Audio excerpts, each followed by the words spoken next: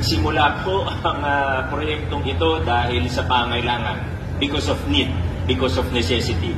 Nagsimula po tayo dahil sa structural issues ng old City Hall building. Pero sabi po natin, kung gagawin na lang din natin ang proyektong ito, ayusin na natin, gandahan na natin. Kailangan pangmatagalan, kailangan legalidad. We have to make it that the new City Hall is good for the next 100